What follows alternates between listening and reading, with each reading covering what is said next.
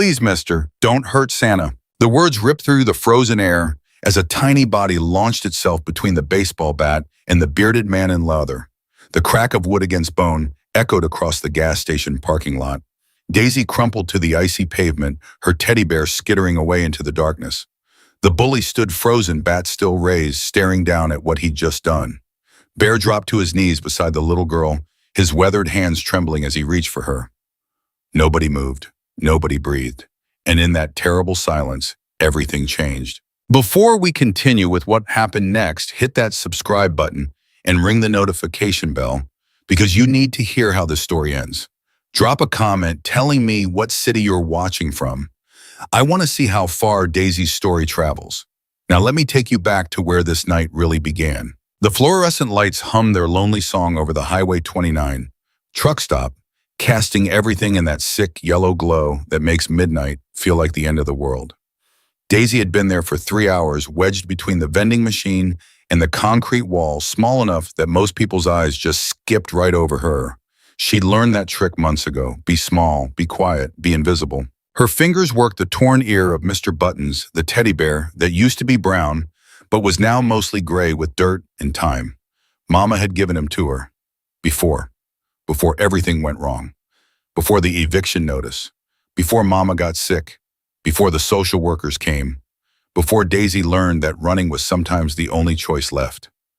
"You okay, Mr. Buttons?" she whispered, pressing her face against the matted fur. "I know you're cold. Me too." The wind cut through the gaps in her thin jacket, too small, bought at a thrift store 2 winters ago, when she was 5, and the world still made sense. Her bare legs were mottled purple and red from the cold, her sneakers held together with duct tape that was giving up its fight against the rain and snow. A motorcycle rumbled into the parking lot, then another, then 5 more.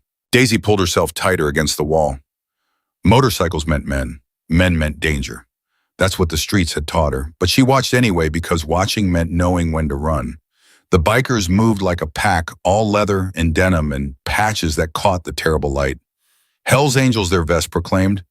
Daisy didn't know what that meant, but she knew the word hell, and it made her hug Mr. Buttons closer. One of them stood apart from the group, older, bigger, white beard down to his chest and eyes that looked like they'd seen every road in America twice. The other bikers called him Bear, and even from her hiding spot, Daisy could hear the respect in their voices when they said his name. "Tanks on E," Bear said, his voice rough as gravel. "Gonna fuel up and grab coffee. You boys want anything?" "Get me one of them terrible egg sandwiches," someone called out. "The ones that taste like regret." "That's all they got here, brother." Laughter rolled across the parking lot, warm and easy. Daisy found herself almost smiling. Almost. Bear walked to the pump, his boots heavy on the pavement. He moved slow, the way old things move when they've earned the right to take their time. His cut, that's what he'd called his vest once when Daisy had heard him talking to another biker, was covered in patches. 30 years, one of them said. She couldn't read all the words, but she could count the years. The pump clicked on. Bear stood there, one hand on the nozzle, the other fishing in his pocket for something. He pulled out a candy cane, looked at it like he'd forgotten it was there, then stuck it in the corner of his mouth. That's when the truck pulled in. 4 men spilled out before the engine even stopped, loud and wrong in the way drunk people are loud and wrong. Daisy knew that kind of loud. She'd hidden from it in shelters and alleyways in the corners of bus stations. That kind of loud always ended in someone getting hurt. "Well, look at this," the biggest one said, pointing at Bear. "Santa Claus joined a biker gang. Ain't that precious?" The others laughed, but it wasn't the warm laughter from before. This was the kind that had teeth. Bear didn't look up, just kept pumping his gas jaw, working the candy cane from one side of his mouth to the other. "Hey, old man," another one called it out. "I'm talking to you. Where's your reindeer?"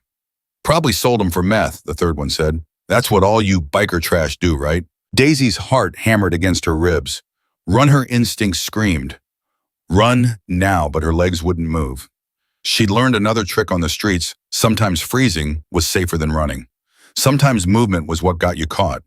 Bear pulled the nozzle from his tank, replaced it carefully. When he turned to face the men, his expression hadn't changed. Calm, almost bored.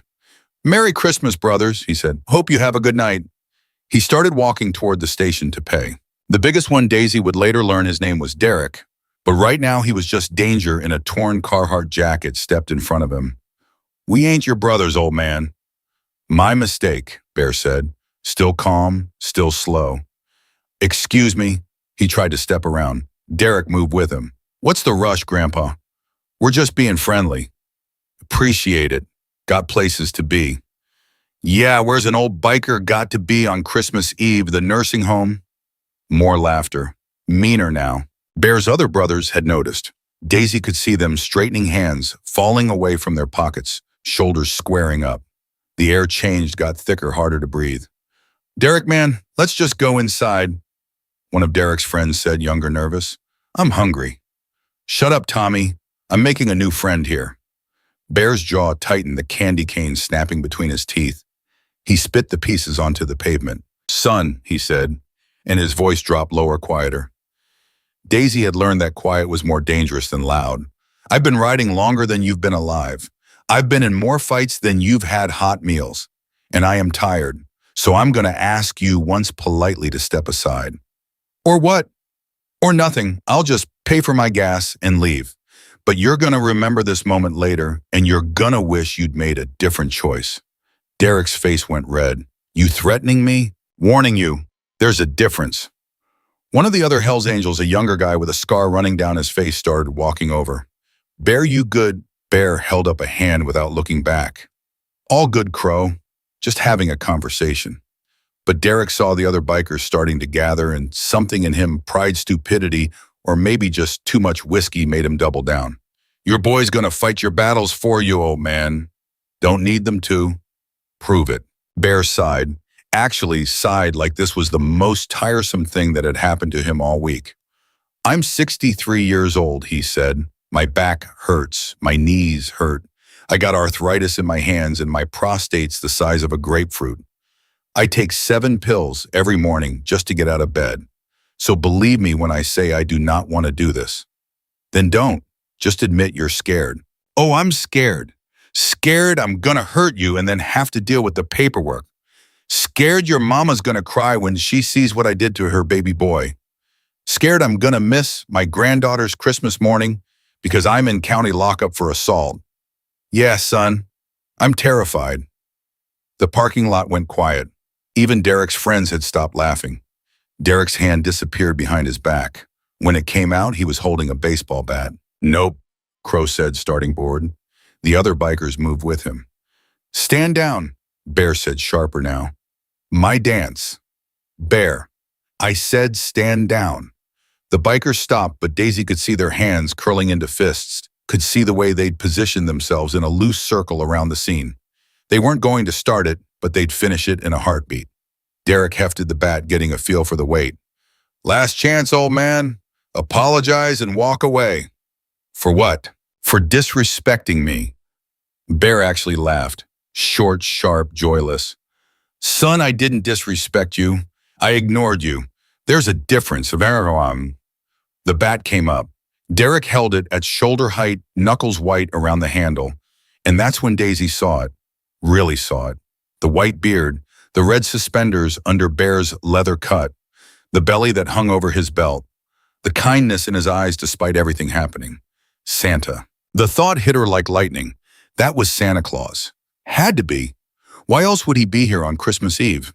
Why else would he look exactly like the pictures in the book she'd read at the library back when libraries felt safe? And this bad man was going to hurt Santa. Daisy didn't think. Thinking was for people who had choices. She just moved. Her legs unfolded from beneath her pins and needles, shooting through her feet as blood rushed back. She ran Mr. Button's clutch to her chest, her torn sneakers slapping against the frozen pavement. "Please, mister, don't hurt Santa." She threw herself between them, arms spread wide, tiny body becoming a shield. Time stuttered, stopped. Everyone stared at this little girl who'd appeared from nowhere, all ratty coat and wild hair, and eyes too big for her thin face. "Kid, what the—" Derek started.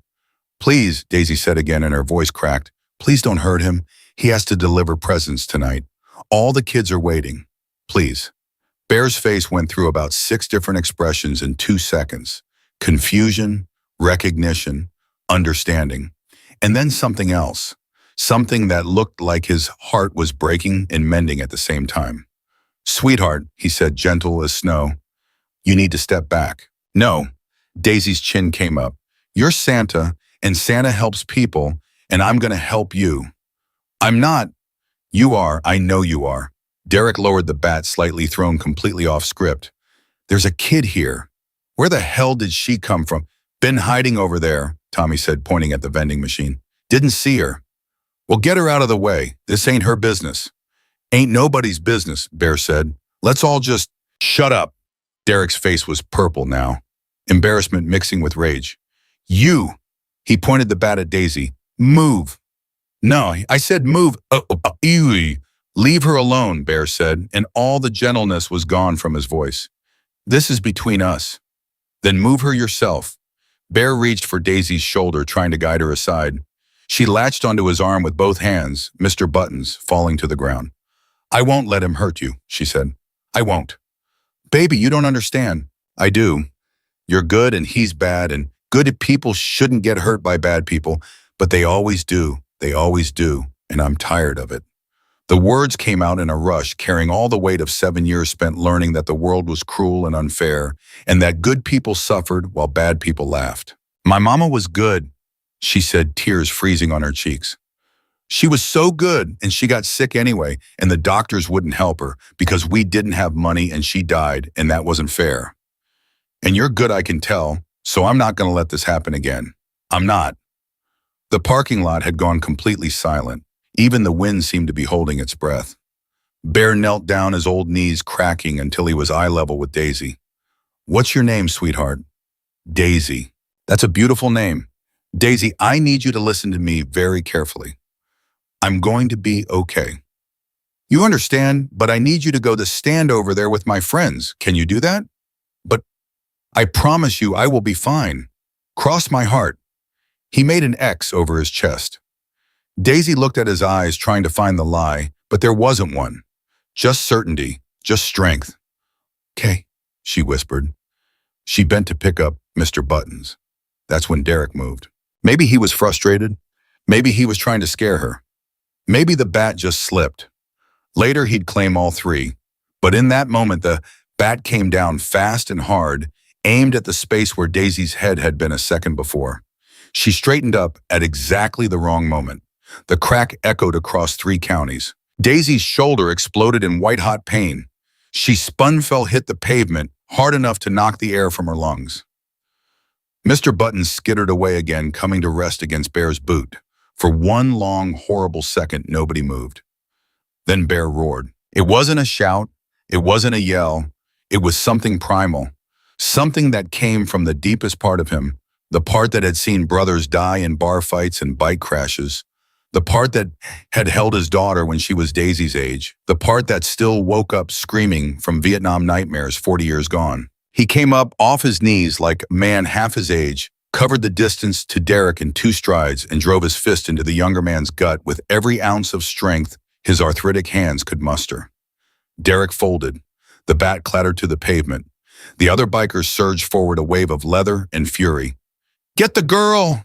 Bear shouted. Somebody get the girl! Crow scooped Daisy up like she weighed nothing, cradling her against his chest as he backed away from the fight that was about to erupt.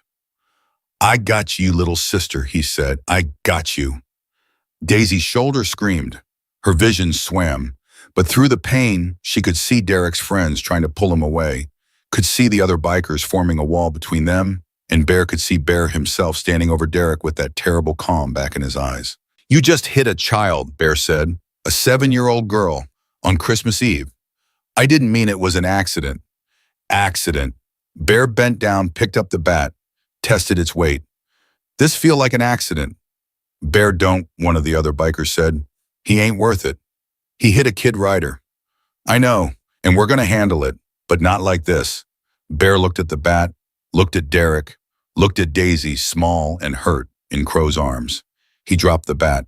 Call the cops, he said, and call Doc. Girl needs a medic. I'm fine, Daisy whispered, even though she wasn't, even though her shoulder felt like it was on fire and her head was spinning and everything hurt. You're not fine, baby girl, Crow said, but you're gonna be, I promise. Derek tried to stand. 2 bikers pushed him back down. You ain't going nowhere, one of them said. This is assault. You're assaulting me. No, brother. We're detaining you. There's a difference. Sirens started wailing in the distance. Someone had already called it in. Bear walked over to Crow, moved slow and careful like he was approaching a spooked animal.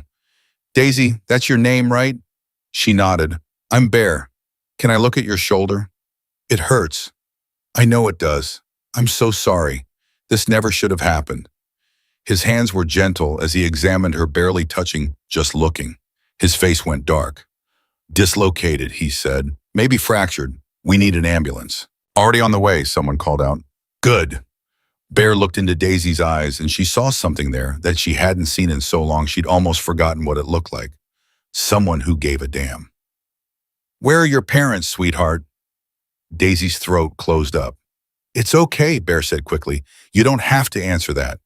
But after the doctors fix you up, we're going to figure this out, all right? You're not alone anymore. I don't know you, she whispered. No, but you tried to save me anyway. That makes you braver than most grown men I know. And we take care of brave people. That's what we do. Crow shifted his weight, settling Daisy more comfortably against his chest. She's freezing, Bear. Feel how cold she is. Someone draped a leather cut over Daisy's legs. Someone else pressed a warm thermos into her good hand. Hot chocolate, they said. Probably terrible, but it's warm. The sirens got louder. Red and blue lights painted the parking lot in carnival colors.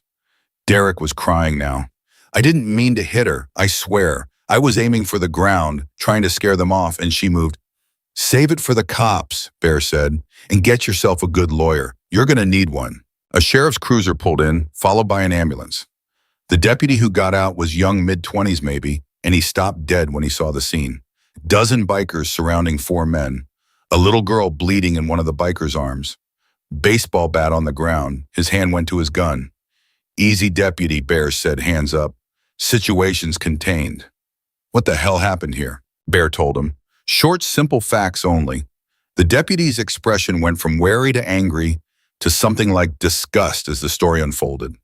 He hit a child. Yes, sir. The deputy walked over to Derek. That true. It was an accident. You accidentally brought a baseball bat to a gas station on Christmas Eve, accidentally threatened a man with it, accidentally swung it at a little girl. I wasn't aiming at her. Shut up. You're under arrest. You 3, he pointed at Derek's friends.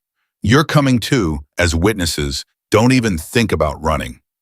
The paramedics rushed to Daisy. Young woman, older man, both professionals who'd seen everything. Hey, sweetheart, the woman said. My name's Jenny. Can you tell me where it hurts? My shoulder and my head and everything. Okay, we're going to take good care of you. Can your dad come with us in the ambulance? He's not my dad. Jenny looked at Crow, then at Bear, questions in her eyes. We just met, Bear said, but we're not leaving her. Family only in the ambulance. Then I'm her family, Bear said, and there was steel in his voice. She's coming into my custody as of right now. That's not how it works. Make it work. The deputy walked over. Let him go with her. We can sort out the paperwork later. Kid's been through enough tonight. Jenny looked like she wanted to argue, but the set of Bear's jaw said it wouldn't do any good. Fine, but just one of you. I'll go, Bear said. Crow, you call the brothers, all of them. All of them, everyone. Tell them what happened. Tell them we got a kid who needs protecting and a piece of trash who needs to face justice. Tell them to meet me at County General. Crow's eyes went wide. Bear, that's gonna be. I know how many that's gonna be. Call them anyway. As the paramedics loaded Daisy into the ambulance, Bear climbed in beside her. His hand found hers, swallowed it completely. You're safe now, he said. Nobody's gonna hurt you again. Daisy wanted to believe him, but she'd learned not to believe in promises. Promises were what people said before they disappeared. You're really not Santa, she whispered. Bear smiled sad and sweet. No, baby girl, I'm not. But maybe I can help anyway. The ambulance pulled away, sirens wailing. Behind them, Crow pulled out his phone and started making calls. The first one went out at 11:47 p.m. By midnight, phones were ringing all across the state. Brothers who'd ridden together for decades. Brothers who'd scattered to the wind but kept the patch. Brothers who'd put away their cuts years ago but still remembered what it meant to be part of something bigger than themselves. The message was simple. A little girl tried to save one of ours. got hurt for it. Now it's our turn to save her. And in the hospital, as doctors examined Daisy's shoulder and took x-rays and whispered about possible fractures and definite trauma, Bear sat in the waiting room with his phone in his hand and watched the messages roll in. On my way, 2 hours out, getting the boys together. We ride, the nurse came to get him. She's asking for you. Bear followed her back, found Daisy small and pale in a hospital bed, her shoulder wrapped and her arm in a sling. Hey there, he said. How you feeling? They gave me medicine, makes everything fuzzy. That's good. Pain medicine's supposed to do that. Bear. Yeah, sweetheart. Why did you let me protect you? I'm just a kid. He pulled up a chair, sat down heavy. You know what I learned in 63 years of living? She shook her head. Courage doesn't come in sizes. Some of the bravest people I ever met were kids. Some of the biggest cowards I ever met were grown men with muscles and guns. You threw yourself in front of a baseball bat to save a stranger. That's real courage. That's the kind of thing that changes the world. I didn't change anything. I just got hurt. You changed everything, Bear said. You just don't know it yet. Outside, the first motorcycles were pulling into the hospital parking lot. Then more. Then more. By 1 a.m. there were 50. By 2 there were 200. And they kept coming, a river of chrome and leather and thunder filling every available space, overflowing into the streets, drawing stares and whispers and calls to the police about a gang gathering at County General. But they weren't a gang. Not tonight. Tonight they were a family. And family shows up. The sound reached Daisy through the fog of painkillers, a rumble that started low and grew until the hospital windows rattled in their frames. What's that noise? She asked, trying to sit up. Her shoulders screamed in protest. Bear's phone buzzed. Then again. Then it didn't stop. He glanced at the screen and something crossed his face that Daisy couldn't read. That's your answer, he said. A nurse burst through the door, eyes wide. Sir, I need you to come with me. There's a situation. What kind of situation? There are motorcycles everywhere. The parking lot's full, the street's blocked, and they keep coming. Security called the police, but what? They're not doing anything wrong. They're just sitting there, waiting. Bear stood winced as his knees popped. How many? I don't know, hundreds.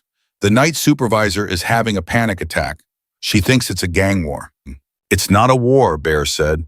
He looked at Daisy. It's a family reunion. Be right back, sweetheart. He followed the nurse into the hallway. Daisy could hear their voices fading, could hear other voices rising in alarm and confusion. She slid out of bed, careful with her sling, and padded to the window. The parking lot looked like a sea of metal and chrome under the sodium lights. Rows and rows of motorcycles, and beside each one stood a person in leather. Some had gray beards like Bear. Some looked young enough to be in college. Some were women with braids down their backs and cuts that said, property of nobody. They stood in small clusters, talking low, drinking coffee from thermoses, stamping their feet against the cold. And they all wore the same patch, Hell's Angels. They came, Daisy whispered. They all came. A hand touched her good shoulder. She jumped, spun around. A woman stood there, maybe 40, with kind eyes and a scar running through her left eyebrow. Easy, little one, I'm Maggie. Bear asked me to sit with you while he handles the circus downstairs. Who are all those people? Those are your people now, whether you want them or not. Maggie guided Daisy back to bed, tucked the blanket around her. You threw yourself in front of a bat for one of ours. That makes you family. And when family's in trouble, we show up. All of us. But there's so many. There's more coming. Bear put out a general call. That means every chapter in 3 states gets the message. By sunrise, we'll have over 600 brothers and sisters out there. Daisy's mind couldn't wrap around that number. 600 people. For her, a nobody. A homeless kid who'd been invisible for months. Why pie? The word came out broken. Maggie sat on the edge of the bed. You know what most people do when they see trouble? They look away. They pull out their phones and record it. They walk past like nothing's happening. But you ran toward the danger. You put yourself between a bat and a man you didn't even know because you thought it was the right thing to do. I thought he was Santa. Even better. You saw someone who reminded you of goodness and you decided to protect that. Kid people spend their whole lives trying to find that kind of courage. You're 7 and you already got it. Downstairs, Bear stood in the hospital administrator's office, watching a man in a cheap suit have what could only be described as a controlled meltdown. You need to make them leave, the administrator said. This is a hospital. We have sick people. We have protocols. They're not breaking any laws, Bear said. They're intimidating our patients. They're standing in a parking lot, drinking coffee, talking quiet. That intimidating to you? The sheriff's deputy from earlier, his nameplate said. Williams leaned against the wall, arms crossed. He's right, Mr. Hendricks. They got every right to be here. They're not blocking entrances. They're not making threats. They're just there. Just there. There's hundreds of them. Closer to 300 now, Williams said, and counting. Hendricks turned on Bear. This is about that girl, isn't it? The one who got hit. Her name's Daisy. I don't care what her name is. You can't just mobilize an army because Bear moved fast for an old man. 1 second he was standing by the door, the next he had Hendricks backed against the desk, not touching him, but close enough that the administrator could smell the leather and road dust. You're right, Bear said, voice low and deadly calm. I can't mobilize an army, but I can call my family. And when I tell them that a grown man hit a 7-year-old girl with a baseball bat and that little girl is alone in the world with nobody to stand up for her, they come, because that's what family does. She has social services. Social services lost track of her 3 months ago. You know how I know, because I already made calls. Her mother died in August. Heart failure, no insurance, couldn't afford treatment. Daisy ran from her foster placement in September. Been on the streets since, and not one person noticed. Not one person cared. Until tonight. Hendricks swallowed hard. That's tragic, but nothing. She's got people who care now. 600 of them at last count. And we're not going anywhere until we know she's safe. Williams cleared his throat. Speaking of which, we need to talk about custody. Child Protective Services has been called. They'll be here within the hour. Bear's jaw clenched. She's not going back into the system. That's not your call. The hell it isn't. I'm filing for emergency guardianship tonight. On what grounds? On the grounds that she's got nowhere else to go, and I'm offering her somewhere. On the grounds that I got a clean record, a house, steady income from my shop, and 3 grown kids who turned out just fine. On the grounds that she trusts me, and I'll be damned if I'm going to let her down. William studied him for a long moment. You know what you're signing up for? The paperwork, the home visits, the background checks, the fact that you're a biker's going to work against you. I've been through worse. And if they say no, Bear's eyes went hard. Then I guess those 300 bikers outside are going to have something to say about it. That sounds like a threat. That's a promise, Valmont. Back in Daisy's room, Maggie was braiding the girl's hair, gentle fingers working through tangles that spoke of months without proper care. My mama used to do this, Daisy said. Yeah, she teach you how. She tried, but my fingers are too clumsy. They're not clumsy. They're just learning. Takes practice. Maggie tied off the braid with a hair tie from her wrist. There, beautiful. Can I ask you something? Anything, sweetheart. What happens after tonight? After the doctors let me go, Maggie's hands stilled. What do you want to happen? I don't know. Foster homes they're not good. Some are okay, but most are just places where they warehouse kids and collect checks. And group homes are worse. And I can't go back to the streets. Not with my shoulder like this. You're not going to any of those places. But I have to go somewhere. Yeah, you do. Question is where? Maggie came around to face her. Bear's gonna fight for you. You know that, right? He's downstairs right now, probably threatening to burn the building down if they don't let him take you home. Home. His home. He's got this big old farmhouse about 20 miles outside town. 5 bedrooms, workshop in the barn, couple of dogs that are dumber than rocks, but sweet as pie. His kids are grown and gone. His wife passed a few years back. He's been rattling around in that place alone, and I think maybe he's been waiting for something. Or someone. Daisy's throat got tight. He doesn't know me.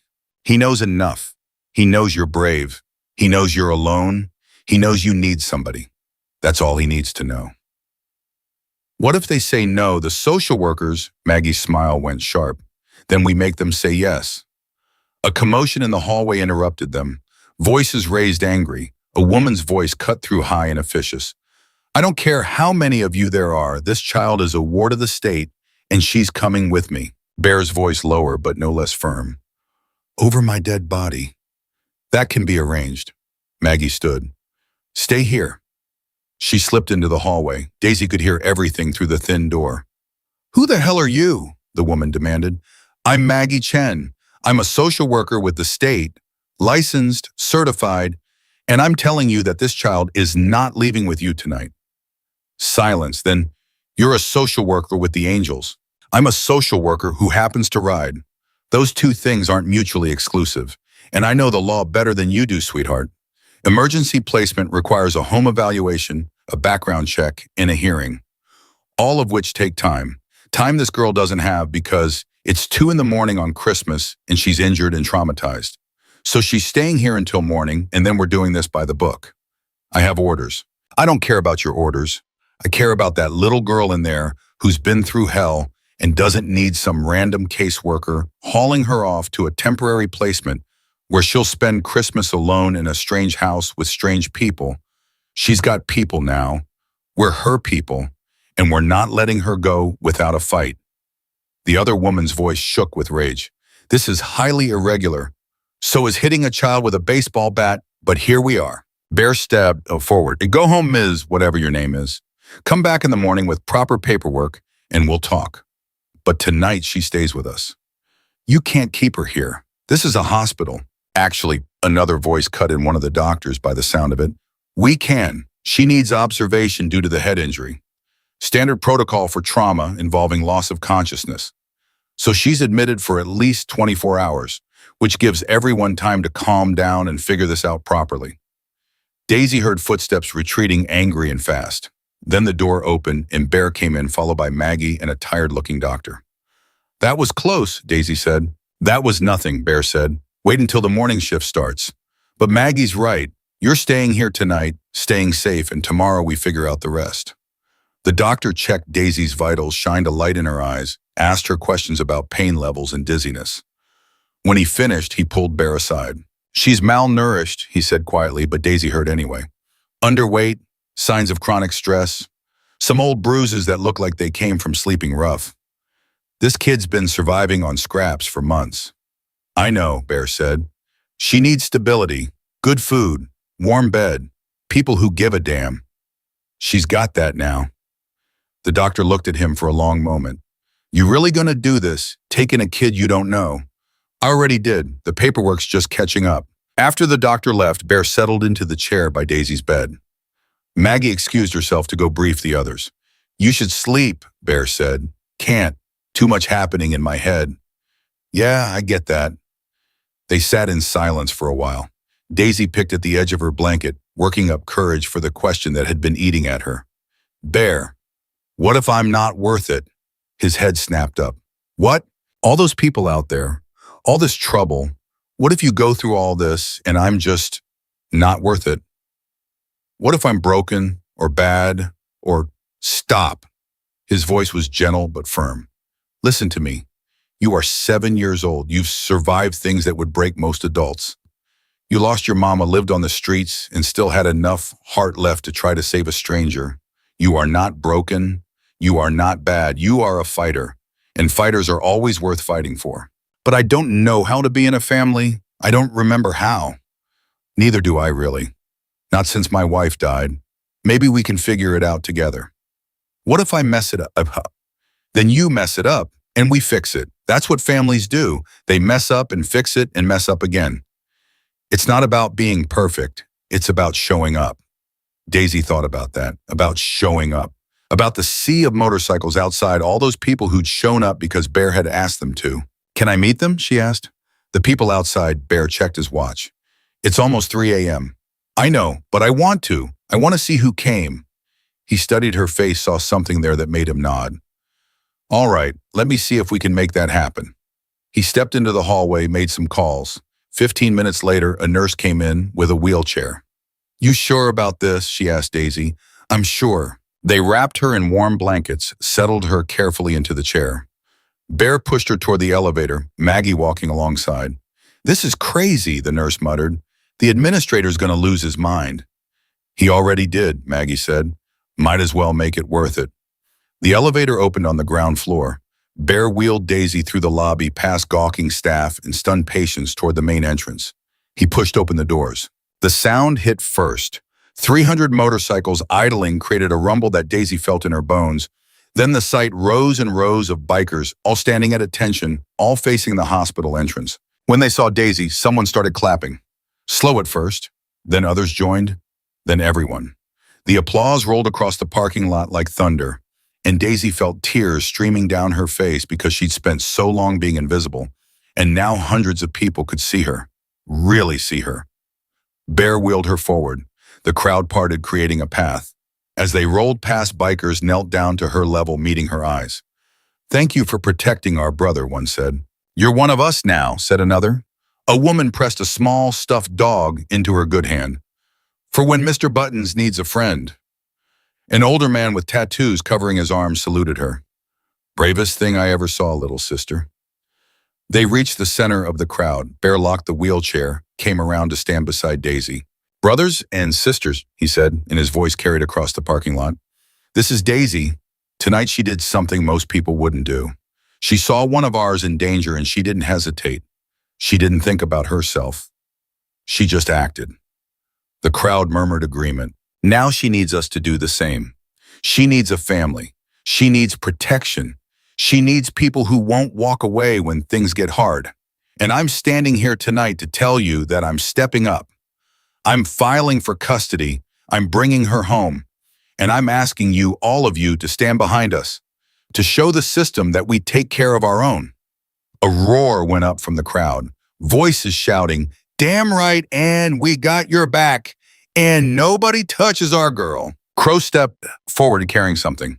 Bear's old cut from when he was road captain, the one he'd retired 5 years ago. But someone had added a new patch to the back. It was small, hand-stitched, and it said one word: protected. "We voted," Crow said, "while you were upstairs. Unanimous decision. She's under club protection.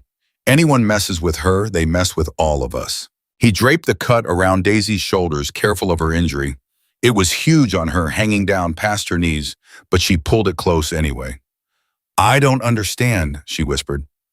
"It means your family," Bear said. "It means 600 people just became your aunts and uncles and brothers and sisters. It means you're never alone again." Daisy looked out at the sea of faces, all these strangers who'd become family in one night. She thought about her mom, about how she used to say that angels came in all forms, that sometimes they had wings and sometimes they had motorcycles.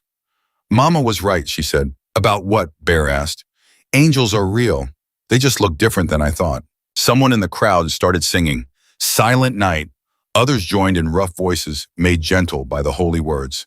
And there in the hospital parking lot at 3 a.m. on Christmas Day, surrounded by Hell's Angels in leather and chrome, Daisy felt something she hadn't felt in months.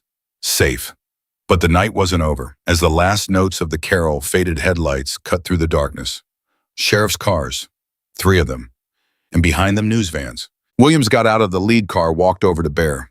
"We got a problem." "What kind?" "Derek posted bail. His daddy's got money and a good lawyer. He's claiming the whole thing was self-defense, says the girl attacked him first." The crowd's mood shifted instantly. Angry mutters rippled through the ranks. "That's bullshit," Crow said. "I know it is. You know it is. But without witnesses, it's his word against ours. And bikers don't make good witnesses in court. You know that." "We got the girl," Bear said, "who's 7 and traumatized, and whose testimony a good defense attorney will shred in 5 minutes. We need more, Brish." "What about the gas station cameras?" Williams shook his head. "Owner says they were broken. Been broken for 2 months. He's got a repair order to prove it." "How convenient." "Yeah, Derek's dad probably already paid him off." Daisy's hands clenched around the edges of her cut. "He's going to get away with it." "Not if I can help it," Williams said. "But I need something solid, something that proves intent." That's when Maggie's phone rang. She answered, listened, and her face broke into a fierce smile. "You want solid?" she said. "I got solid. Tommy, the kid who was with Derek, he just walked into the station and gave a full statement. Says Derek planned the whole thing, was looking for a fight all night, specifically targeted Bear, because he thought an old biker would be an easy mark. Says Derek bragged about bringing the bat before they even got to the gas station." Williams' eyebrows shot up. He turned on Derek. Guilt ate him up. Plus, his grandmother apparently smacked him upside the head and told him she didn't raise a coward who lets his friends hurt children. Grandmothers, Bear said, scarier than any biker. We need that kid in protective custody, Williams said. Derek finds out he talked, already arranged, Maggie said. He's at the station now with 2 deputies and his grandmother, who, by the way, wants to personally apologize to Daisy. Daisy looked up at Bear. You want to meet her? She nodded. Williams made a call. 20 minutes later, a small, elderly woman with steel gray hair and fierce eyes marched up to the wheelchair. She knelt down, arthritic knees cracking, and took Daisy's good hand. Child, she said, voice shaking, I am so sorry. My grandson is a fool who was raised better, and I am ashamed. You got hurt because of him, and there's no words for how wrong that is. It's not your fault, Daisy said. Maybe not, but I'm his family, so I carry some of that shame. And I want you to know I'm testifying against him. My own blood, because what he did was evil, and evil doesn't get a pass just because it's family. She pressed something into Daisy's palm, a small silver cross on a chain. This was my mother's. Kept her safe through 2 wars and the Depression. Now it's yours. Maybe it'll keep you safe too. Daisy closed her fingers around it. Thank you. The woman stood, wiped her eyes. You be strong, little one. And you... She turned to Bear. You take care of her, or you'll answer to me. Yes, ma'am, Bear said, and he actually looked intimidated. As the grandmother walked away, escorted by Williams, the news crew surged forward. Cameras and microphones, questions shouted over each other. Is it true a 7-year-old was assaulted? Why are the Hells Angels involved? Are you claiming custody of this child? Bear stood in front of Daisy's wheelchair, blocking the cameras. No comment. Show some respect. But one reporter pushed through, a young woman with a notebook and determination in her eyes. Mr. Bear, is that your real name? Close enough. Why did she do it? Why did she protect you? Bear looked down at Daisy. You want to answer that? Daisy thought about it. About Santa and goodness and all the reasons that made sense to her 7-year-old heart. Because somebody had to, she said, and her voice was small but clear. Because bad people win when good people don't do anything. My mama taught me that, and I'm tired of bad people winning. The reporter wrote that down, and Daisy could see tears in her eyes. And these bikers, what do they mean to you? They're my family now. They showed up. Showed up for what? For me. The simplicity of it, the truth of it, silenced the crowd. Even the other reporters stopped shouting questions. The young reporter closed her notebook. Thank you. I'll make sure people know what really happened here tonight. As they wheeled Daisy back inside, exhaustion finally catching up with her, she heard the reporter on her phone. Yeah, I got the story, and it's gonna be front page. Make sure you lead with the headline, 7-year-old hero finds family in the unlikeliest place. Back in her room, Daisy let the nurses fuss over her, let them check her vitals, and adjust her pain medication. Bear sat in his chair looking 10 years older than he had at the start of the night. You should go home, Daisy said. Get some sleep. I'm not leaving you. Bear, I made you a promise. I said you wouldn't be alone. I don't break promises. But you're tired. I've been tired for 20 years. I can handle one more night. Maggie appeared in the doorway. Relax, old man. I'm taking first watch. You go catch a few hours in the on-call room. Doctor said you can use it. You sure? I'm sure. Besides, us girls need to talk. Girl stuff. You just be in the way. Bear stood, stretched, winced. He bent down and kissed Daisy's forehead, gentle as a whisper. See you in a few hours, kiddo. After he left, Maggie settled into the chair, kicked off her boots. Crazy night, she said. The craziest. You know it's going to get crazier, right? The court hearings, the interviews, the media circus. People are going to have opinions about whether a biker should raise a kid. Some of them are going to be ugly about it. Will it work the custody thing? I don't know, but I know Bear's going to fight like hell. And he's got resources now. The club's already setting up a legal fund. We got lawyers who owe us favors. We got character witnesses coming out of the woodwork. And we got you a brave little girl who just wants a home. That's powerful.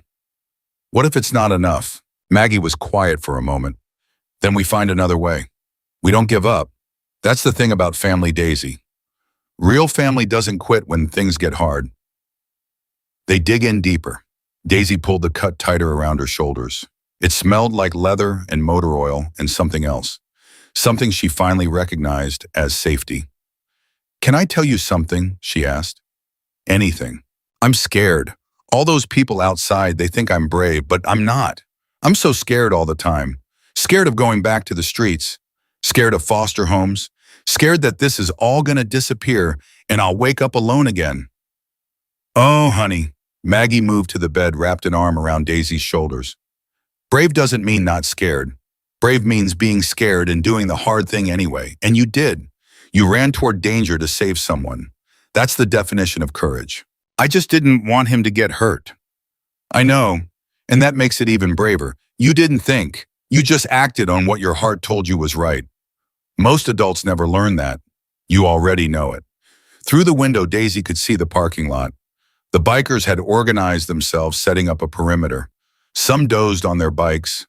Others stood watch. All of them waiting. All of them there because she existed and she mattered. "Maggie, what happens tomorrow?" "Tomorrow you rest, you heal, and we start building your future. One day at a time, one moment at a time. That's all anyone can do. And if Derek comes back, he won't get within a mile of you. Trust me on that." Daisy did trust her. For the first time in months, she trusted someone. And as she drifted off to sleep, Maggie's hand stroking her hair, she dreamed of motorcycles and angels, and a white-bearded man who kept his promises. Outside, as dawn broke over the hospital, 600 bikers watched the sun rise on Christmas morning. And not one of them left. They came for her at 8 in the morning. Daisy woke to voices arguing in the hallway, harsh and getting louder. She recognized the woman from last night, the social worker who had tried to take her. But there were others now, official voices, legal voices, the kind that didn't take no for an answer. "I don't care what arrangements you made," the woman said. "I have a court order signed by Judge Morrison. The child is coming with me now." Bear's voice came back low and dangerous. "Morrison, he's Derek's father's golf buddy. You're telling me that's a coincidence? I'm telling you I have legal authority and you don't. Step aside or I'll have you arrested for obstruction." Daisy's heart hammered. She tried to sit up, forgot about her shoulder, gasped at the pain. Maggie was already moving phone to her ear. "We need Judge Chen, now. I don't care if it's Christmas morning, get her on the phone." The door burst open. The social worker from last night, her badge said Patricia Holbrook, marched in with 2 police officers Daisy didn't recognize. Not Williams. These were different. Harder. "Daisy Miller, I'm removing you from this facility and placing you in emergency foster care pending a full investigation." "No," Daisy said. The word came out small, terrified. "This isn't a negotiation, sweetie. You're coming with me." Bear filled the doorway. "Over my dead body." One of the cops put his hand on his weapon. "Sir, don't make this difficult." "Difficult? You're trying to hand a traumatized child over to a system that already failed her once. On Christmas morning. And I'm making it difficult. We're following the law. The law that says a judge can sign orders at 7 a.m. on a holiday. The law that says you don't need a home evaluation or a proper hearing. Which law is that exactly?" Patricia stepped forward, all cold efficiency. "Mr. Harrison, yes, I know your real name. You have no legal standing here. You're not a relative. You're not a licensed foster parent. You're a member of a motorcycle club with documented connections to criminal activity." "Document it," Bear said. "Show me one arrest, one conviction, one piece of actual evidence that I'm anything other than a mechanic who rides on weekends. The perception is enough. The perception you're taking a kid away from someone who cares about her because of perception." Maggie shoved her phone between them. "Judge Chen, she wants to talk to you." Patricia snatched the phone. "This is highly irregular." Whatever the judge said made Patricia's face go white. The conversation lasted 30 seconds. When it ended, she thrust the phone back at Maggie like it had burned her. "We're postponing removal pending an emergency hearing. 9 a.m. courthouse. Be there." "It's Christmas," Bear said. "Tell that to Judge Chen. Apparently she's willing to work holidays for cases involving child welfare." Patricia's smile was pure venom. "Don't get comfortable.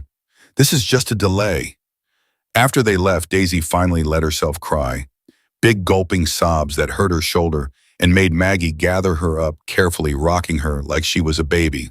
"I don't want to go," Daisy hiccuped. Please don't let them take me. We won't, Bear said, but his voice shook. I promise you, Daisy, we won't. You can't promise that. Adults always promise and then they break it. The words hung there, brutal and true. Bear knelt by the bed, took her good hand.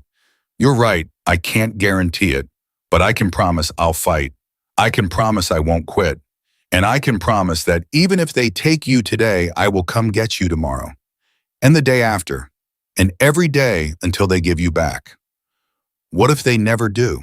Then I guess they're going to get real tired of seeing my face. A doctor came in, started discharge paperwork. Daisy's shoulder was stable, no fracture, just a bad dislocation and deep bruising. She'd need a sling for 2 weeks physical therapy after that. They gave her prescriptions and instructions in pamphlets about trauma counseling. She needs stability, the doctor said to Bear. Regular meals, consistent sleep schedule, safety. She'll have it. I hope so, because medically she's malnourished and exhausted. Emotionally, he shook his head. That's going to take a lot longer to heal. By the time they got Daisy dressed, someone had brought clothes, clean jeans, and a soft sweater that actually fitted. It was 8:30. The courthouse was 20 minutes away. Bear wheeled her out through the lobby. The bikers were waiting, a wall of leather between Daisy and the world. Someone had brought coffee and donuts. Someone else had made a sign, protected by angels. We're all coming, Crow said. That's not going to help, Bear said. Judge sees a courthouse full of bikers. She's going to think we're intimidating. So what do? You wait, you stand witness, but you don't come inside unless I call you. Understood. Grumbles, but they agreed. Bear loaded Daisy into his truck, an old F-150 that smelled like coffee and oil. Maggie climbed in the passenger side. You know Chen's going to ask hard questions, she said as they drove. I know. About your lifestyle, your past, the club. I know, and you're ready to answer them honestly. Bear glanced in the rearview mirror at Daisy Small in the back seat, clutching Mr. Buttons and the stuffed dog someone had given her. I'm ready to do whatever it takes. The courthouse looked like every government building in small-town America, concrete and glass, and the kind of fluorescent lighting that made everyone look guilty. A handful of reporters waited on the steps, cameras ready. Is that the little girl? Mr. Harrison comment on the custody battle. How does the Hells Angels justify taking a child? Bear ignored them all, scooped Daisy up, and carried her inside. She buried her face in his shoulder, overwhelmed. Judge Sarah Chen's courtroom was small and wood-paneled, and currently occupied by Patricia Holbrook, a man in an expensive suit who introduced himself as the county's attorney, and a bailiff who looked like he'd rather be anywhere else. This is Christmas morning, Judge Chen said when they entered. She was 60, Korean-American with steel gray hair and eyes that missed nothing. I'm here because my colleague called in a favor and said there was an emergency worth interrupting my morning with my grandchildren. So someone better convince me this couldn't wait until Monday. Your Honor, Patricia started. This child has been living on the streets for 3 months. She was assaulted last night. She requires immediate placement in a safe, stable, licensed foster home. And you couldn't find one on Christmas Eve, could you? Judge Chen cut in. That's why you tried to warehouse her in a group facility at midnight. Don't lie to me, Ms. Holbrook. I read your initial report. Patricia flushed. The priority is her safety. Her safety, right. And this man, she gestured at Bear. What threat does he pose exactly? He's a member of the Hells Angels Motorcycle Club, which is a legal organization. What else? He has no experience with children. He has 3 adult children, all successful, by the way. I looked it up. What else? He's 63 years old. So am I. Age discrimination is illegal, Ms. Holbrook. Try again. The county attorney stood. Your Honor, with all respect, this is highly unusual. Emergency guardianship requires extensive background checks, home evaluations, character references, all of which take time during which this child goes where? Back to the streets, into a group home where she'll spend Christmas alone and terrified, or with someone who's shown he cares about her welfare. The law is clear. The law is also clear about judicial discretion. Ms. Chen, she nodded at Maggie. You're a licensed social worker. What's your assessment? Maggie stood. This child needs trauma-informed care. She needs consistency. She needs someone who won't abandon her. Bear has shown up. He's still here. That matters. And his lifestyle, the motorcycle club, The club is his community, his support system. The same thing family is for most people. They showed up last night, 600 of them, to protect a child they didn't know. That tells me everything I need to know about their values. Judge Chen turned to Daisy. Come here, sweetheart. Bear helped Daisy out of her chair, supported her as she walked to the judge's bench. Chen came down to her level, knelt despite her own arthritic knees. I'm Sarah. What's your name? Daisy. That's beautiful. Daisy, I need to ask you some questions. Is that okay? Daisy nodded. Do you feel safe with Mr. Harrison? Bear. His name is Bear. Do you feel safe with Bear? Yes. Has he hurt you in any way? No, he saved me. Tell me about that. So Daisy did, the whole story. The gas station, the bullies throwing herself in front of the bat, Bear's kindness, the bikers showing up, the hospital, all of it. Judge Chen listened without interrupting. When Daisy finished, there were tears in the judge's eyes. You're a brave girl, she said. That's what everyone keeps saying. But I don't feel brave. I feel scared. Scared of what? Scared you are going to make me leave. Scared I'm going to lose another person. Scared I'm not worth all this trouble. Oh, honey. Judge Chen pulled Daisy into a careful hug. You are worth it. Don't ever doubt that. She stood, went back to her bench. Here's what's going to happen. I'm granting temporary emergency guardianship to Mr. Harrison for 72 hours. During that time, the state will conduct a full home evaluation background check and interview process. We'll reconvene Monday morning for a full hearing. Patricia shot to her feet. Your Honor, this is me using my authority to do what's best for the child. If you have a problem with that, file an appeal. But right now, this little girl's going home with someone who cares about her. Your court adjourned, and Merry Christmas. The gavel came down like thunder. Outside, the bikers erupted in cheers when Bear carried Daisy out of the courthouse. Someone had brought a spare helmet, tiny probably meant for someone's kid. They secured it on Daisy's head, careful of her injury. You ready to ride? Bear asked. Daisy looked at the motorcycle. She'd never been on one. Mama had always said they were dangerous, but Mama had also said angels came in different forms. I'm ready. Bear settled her in front of him, made sure she was secure, her injured arm cradled safely. The engine roared to life beneath them, powerful and alive. Hold on tight, he said. They pulled out of the courthouse parking lot and 600 motorcycles followed. The sound was like the end of the world and the beginning of everything. Cars pulled over. People stopped on sidewalks. Phones came out recording. And Daisy, who'd been invisible for so long, was finally seen. The ride to Bear's house took 45 minutes. By the time they arrived, Daisy's legs were jelly and her shoulder ached, but her heart felt bigger than her chest. The farmhouse was exactly like Maggie had described. Big old with a wraparound porch and windows that caught the morning sun. The barn behind it leaned slightly to the left. Tudung, some kind of hound mix, came bounding up, all wagging tails and slobbering tongues. This is Rufus and Doofus, Bear said. Don't ask which is which. I can't tell them apart. Daisy laughed. Actually laughed. It felt strange, like she'd forgotten how. Inside, the house was warm and lived in. Furniture that had seen better days but was comfortable. Pictures on the walls, Bear's kids at various ages. A woman with kind eyes who must have been his wife. Christmas decorations, half finished, like he'd started putting them up and lost the will to continue. I didn't know if I'd have company this year, he said, seeing her look at the bare tree. Guess we'll have to fix that. Maggie arrived an hour later with bags of groceries and a woman Daisy didn't know. This is Rachel, Maggie said. She's a trauma therapist, specializes in kids. And before you panic, this isn't official. This is her doing me a favor. Rachel knelt in front of Daisy. Hi, I'm not here to poke around in your head or make you talk about scary things. I'm just here to give Bear some tools to help you adjust. Is that okay? Daisy nodded. Over lunch, grilled cheese and tomato soup that tasted like heaven, Rachel talked to Bear about routines and safety and what to expect. She's going to test you, Rachel said. Push boundaries. Wait for you to prove you'll leave. That's what trauma does. It makes you expect the worst. So what do I do? You stay. You keep showing up. You set gentle boundaries and enforce them with love. You prove every single day that you're not going anywhere. What if I mess up? You will mess up. You're human. The key is what you do after. You apologize. You repair. You show her that mistakes don't mean the end of the relationship. After Rachel left, Bear showed Daisy to her room, the guest room at the end of the hall. It was plain white walls, simple bed, empty dresser. "It's yours now," he said. "We can fix it up however you want. Paint posters, whatever." Daisy set Mr. Buttons on the bed. The room was bigger than anywhere she'd slept in months. Clean, safe, but it felt wrong, too empty, too quiet. "Can I ask you something?" she said.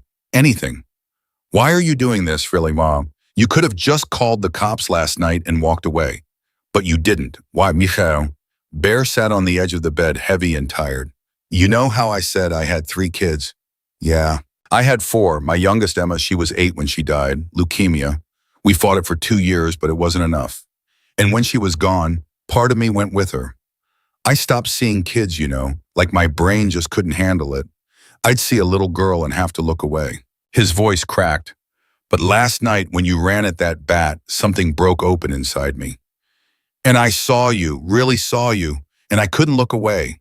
Because you reminded me that kids aren't just fragile things we have to protect. They're fierce. They're brave. They fight." "I'm sorry about Emma," Daisy whispered. "Me too, every day." He wiped his eyes. "But maybe this is how I honor her. By protecting you. By making sure you get the life she didn't." They sat in silence for a while. Then Daisy crawled into his lap, careful of her shoulder, and let him hold her while they both cried. The rest of Christmas Day passed in a blur.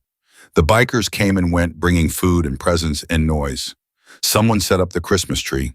Someone else cooked dinner. By evening, the house was full of people who all claimed to be Daisy's new family. She got presents, a new coat, boots that fit, books, art supplies, a leather vest cut down to her size with "protected" embroidered on the back. She opened each one with shaking hands, overwhelmed by the generosity of strangers. "Why are you all being so nice to me?" she asked Crow. He smiled. "Because you were nice first. You protected one of ours. Now we protect you. That's how it works." As night fell and people started leaving, exhaustion hit Daisy like a truck. Bear carried her upstairs, helped her into pajamas someone had bought, tucked her into bed. "Will you stay?" she asked. "Just until I fall asleep. I'll stay as long as you need." He settled into the chair by the window. Daisy could hear the dogs snoring downstairs, could hear Maggie and a few others cleaning up the kitchen, could hear the house settling around her old wood creaking in the cold. "Bear, I'm still scared." "I know. What if Monday doesn't go well? What if they take me away? Then we'll deal with it, together." "Promise, I promise," but what promises felt like soap bubbles, pretty until they popped. Daisy had learned not to trust them. She was almost asleep when her phone, the cheap one Maggie had given her earlier, buzzed. A text from an unknown number. "Enjoy it while it lasts, little girl. My son's not going to prison because of you. We're going to destroy that old biker and everyone he knows. And then we're coming for you." Daisy's blood went cold. She showed Bear the phone with shaking hands. His face went hard. "That's Derek's father. Has to be. He can do that, destroy us. He can treat you." Bear forwarded the text to Williams, then blocked the number. "But here's what he doesn't understand. We don't destroy easy." "I'm scared," Daisy said again. "Good. Fear keeps you smart, but don't let it keep you frozen. We've got 3 days to build a case for Monday. 3 days to prove you belong here. And we're not wasting a single minute." He stood, made calls. Within an hour, the house was full of bikers again. But this time they weren't celebrating. They were strategizing. Maggie spread papers across the kitchen table. "We need character witnesses, lots of them. People who can testify to Bear's character." "I got my kids," Bear said. "They'll all come." "Good. We also need documentation. Proof that you can provide for Daisy. Financial records, medical insurance, proof of stable housing." "Got it all. Business has been good. House is paid off." "What about the club connection? They are going to use that against you." Crow leaned forward. "Then we show them what the club really is, not a gang, a brotherhood. We get letters from every charity we've supported, every veteran we've helped, every kid we've mentored through our youth programs." "You have youth programs?" Daisy asked. 3 of them. Motorcycle safety courses for at-risk teens, summer camps for kids with incarcerated parents, holiday toy drives. He grinned. "We're not just pretty faces on bikes, little sister." The night stretched on. Plans formed. People made calls, sent emails, pulled together documentation. Daisy watched from the stairs, too wired to sleep despite the exhaustion. Around midnight, William showed up with news. Derek made bail again. His father put up his house as collateral. Where is he now? Bear asked. Don't know. He's supposed to stay away from you and Daisy, but that's just a piece of paper. If he violates it, if he comes near her, it won't matter, Bear said, because he'll have 600 problems. Don't do anything stupid. Define stupid. Anything that gets you arrested before Monday's hearing. Williams left. The house finally emptied around 2 a.m., just Bear and Daisy and the sleeping dogs. You should be in bed, Bear said. So should you. Can't sleep, too much spinning in my head. Me too. They ended up on the couch in Old Western, playing on TV with the sound off. Daisy dozed against Bear's shoulder, waking every few minutes to make sure he was still there. I'm not going anywhere, he said each time. But around 4 a.m., headlights swept across the front windows, a car pulling into the driveway. Bear tensed, reached for his phone.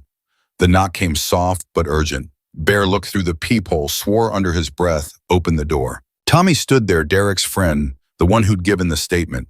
His face was bruised, one eye swollen shut. They found out I talked, he said, and collapsed into Bear's arms. Bear caught Tommy before he hit the porch, dragged him inside. Daisy scrambled off the couch, hard hammering. Call Maggie, Bear said. Now. She fumbled with the phone, fingers shaking. Tommy's face looked like raw meat, blood crusted around his nose and mouth. His breathing came in wet, painful gasps. Who did this? Bear asked, easing Tommy onto the couch. Derek, his dad. 2 other guys I didn't know. Tommy's words slurred through split lips. They came to my grandma's house, dragged me outside, said I was a rat, said rats get what they deserve. Where's your grandmother? She's okay. Locked herself in the bathroom, called 911, but they were gone before the cops came. Bear's jaw clenched so hard Daisy heard his teeth grind. Did you go to the hospital? Couldn't. Derek said if I tell anyone else, if I talk to any more cops, they'll come back and finish the job. Said next time they'll hurt Grandma too. Maggie arrived 15 minutes later with Rachel, the therapist. They took one look at Tommy and started working.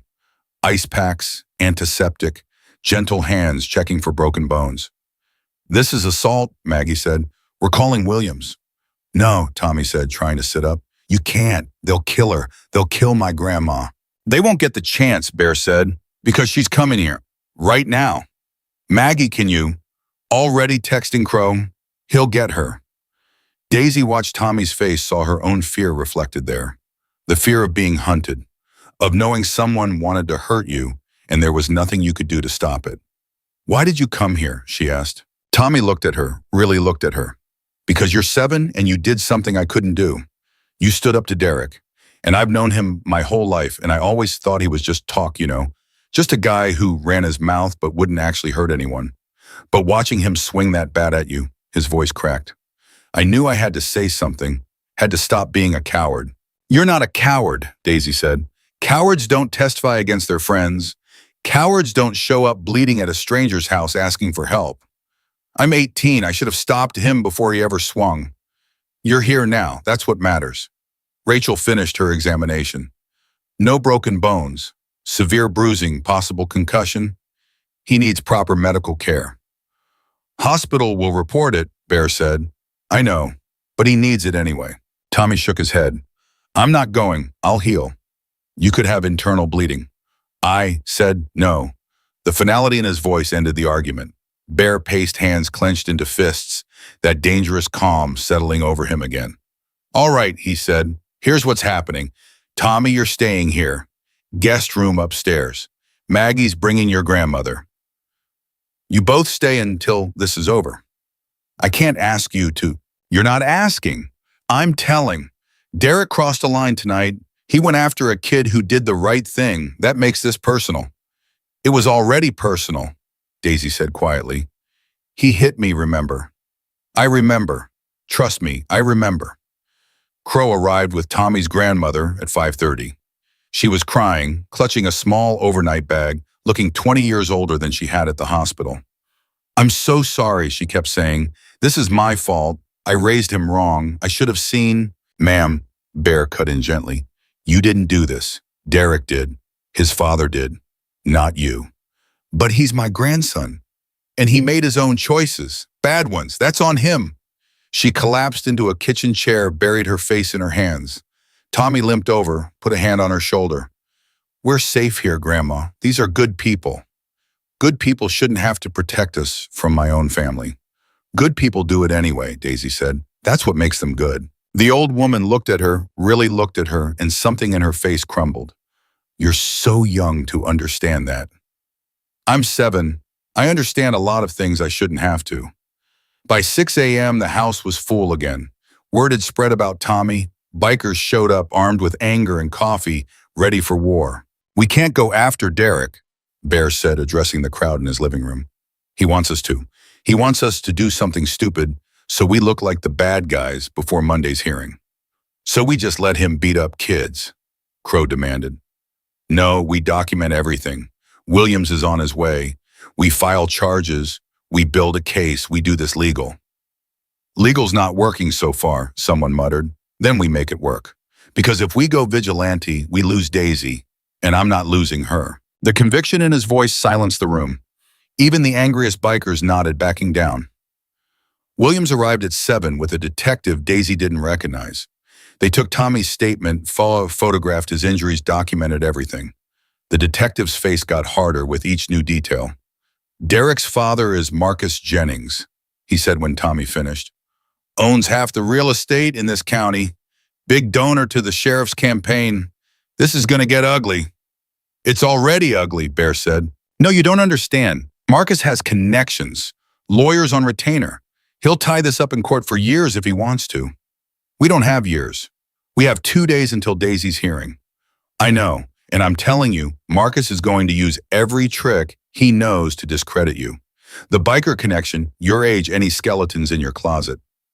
I don't have skeletons. I paid my dues, did my time being young and stupid 40 years ago. Since then, clean. Clean doesn't matter if Marcus can make you look dirty.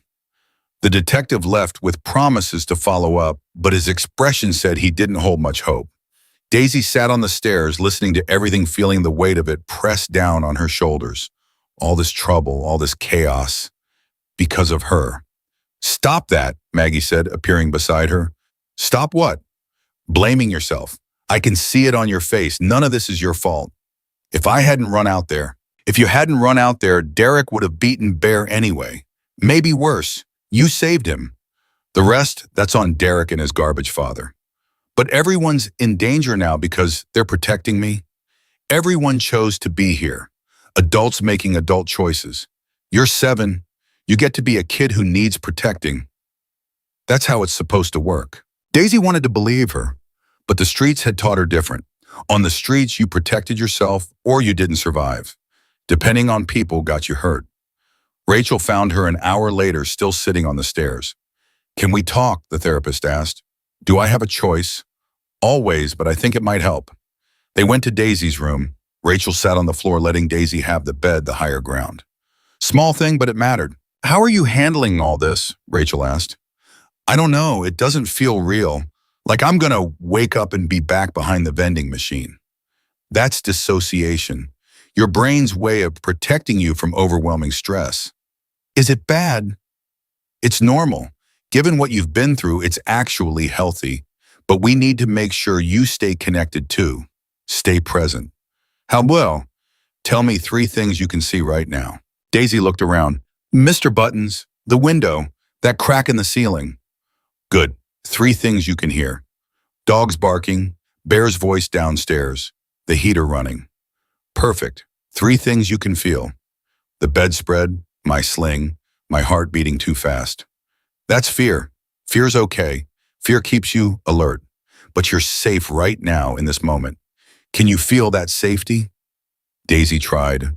The warm room, the solid walls, Bear's voice rumbling through the floorboards like a promise. A little, she admitted. That's enough. Safety doesn't come all at once. It builds. Day by day, moment by moment. They talked for an hour about Daisy's mom, about the streets, about what home meant when you'd lost yours. Rachel didn't push, didn't pry, just listened. And somehow that made talking easier. When they came back downstairs, Bear was on the phone, his face grim. Understood. Thanks for the heads up. He hung up. That was Judge Chen's clerk. Patricia Holbrook filed a motion to have Chen removed from the case. Claims bias. Can she do that? Maggie asked. She can try. Hearings this afternoon at 2. If Chen gets removed, we get whoever is on duty. Could be anyone. And if it's one of Marcus's golf buddies, then we're screwed. The room went silent. Even the bikers who'd been making breakfast stopped moving. Daisy felt that familiar panic rising. The feeling of the ground disappearing beneath her feet, of falling with nothing to catch her. No, she said. The word came out louder than she meant. No, we're not giving up. Sweetheart. I said no. She was shaking now, months of fear and anger bubbling up. I'm tired of people deciding things about my life without asking me. I'm tired of being moved around like I'm a problem that needs solving. I'm tired of adults breaking promises and making excuses and telling me everything's going to be okay when it never is. Bear crossed to her in 3 strides, knelt down. You're right. I'm sorry. We should have asked you what you want. I want to stay here with you, with people who showed up. Is that too much to ask? No, baby girl, that's not too much. That's everything, and we're going to fight for it. But what if fighting's not enough? Then we fight harder. At 2 p.m., they filed into Judge Chen's courtroom again.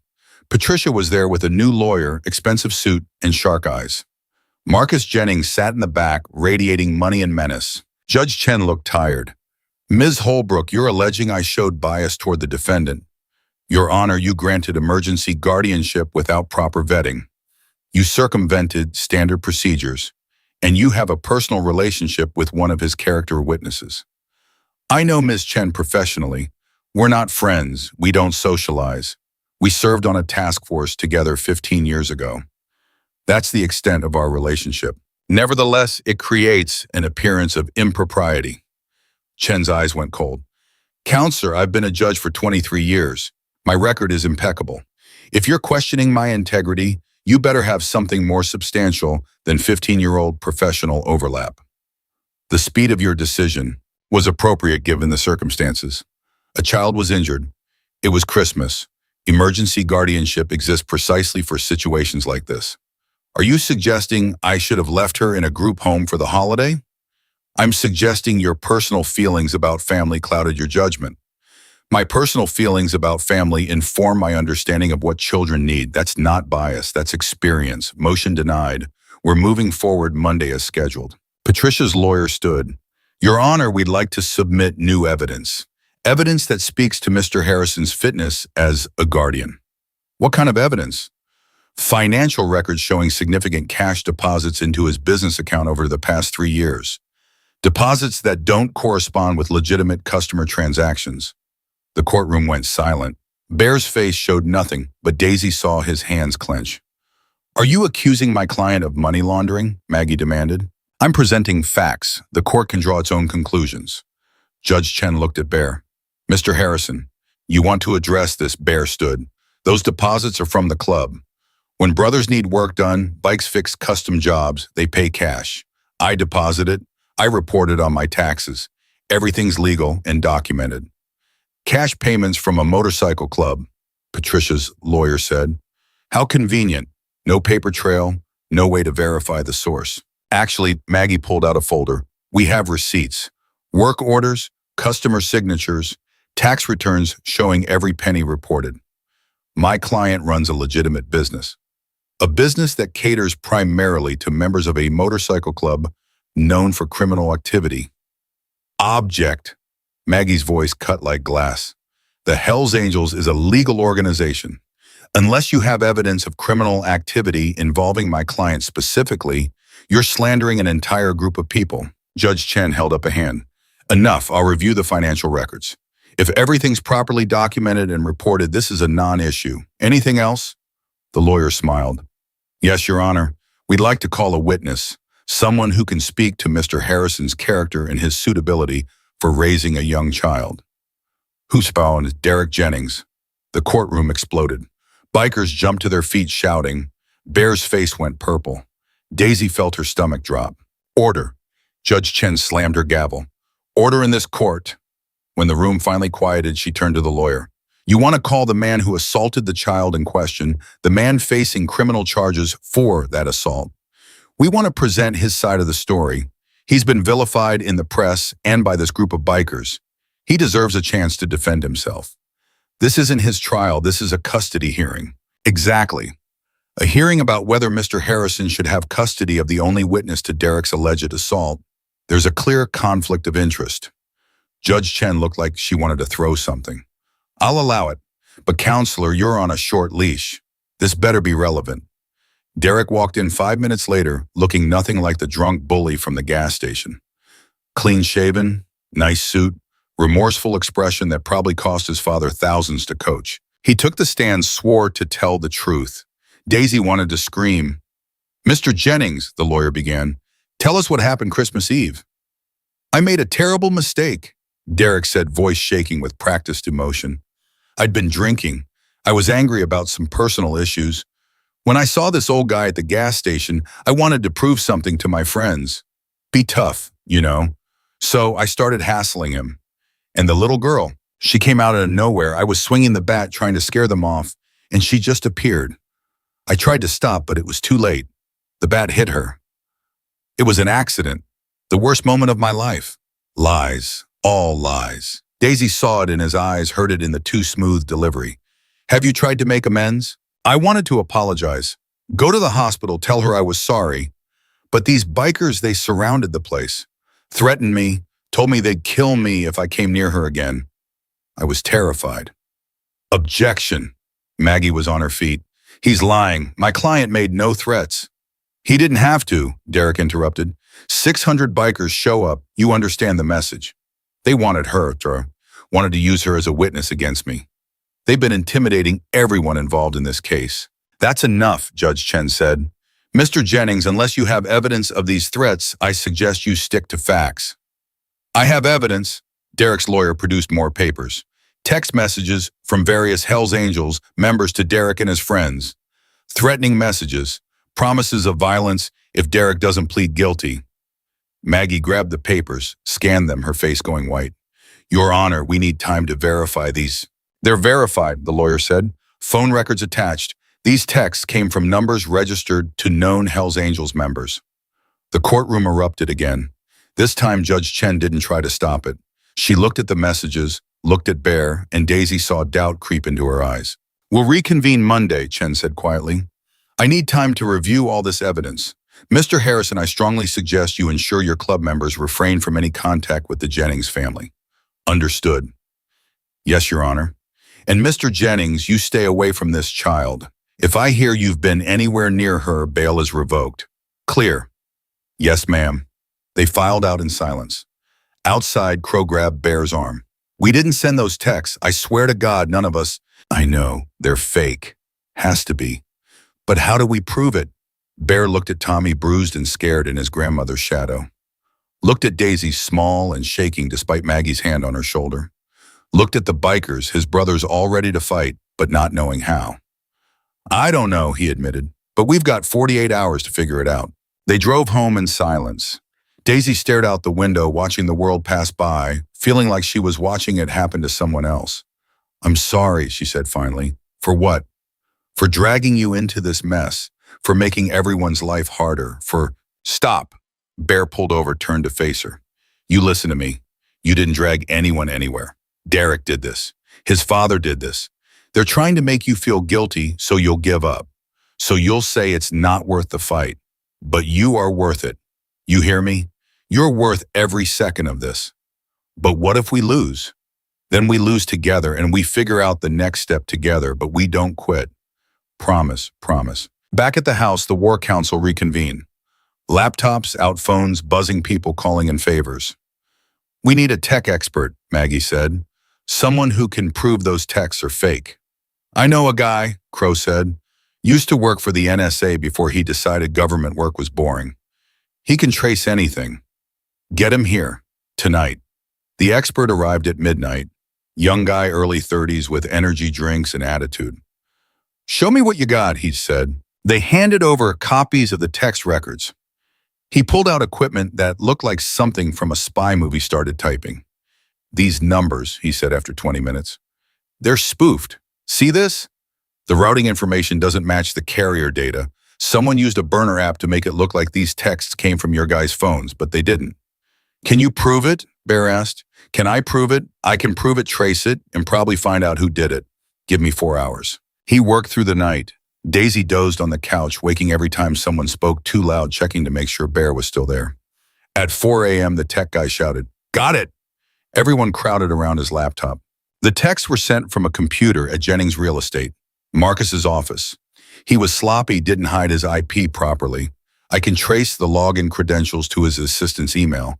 Timestamps match up with when Marcus was in the office alone. It's him. He faked the whole thing. That's our evidence, Maggie said. But will a judge believe it? Someone asked. Chen will. She's smart. She'll see through the setup. Bear looked at the tech guy. Can you testify to this? Hell yes. I love making rich assholes look stupid in court. They spent the rest of Saturday building their case. Character witnesses lined up Bear's kids arriving from 3 different states. His business partners, teachers from the motorcycle safety program. Even some of the kids they'd mentored over the years, now grown and successful. Sunday morning, Daisy woke to someone knocking on her bedroom door.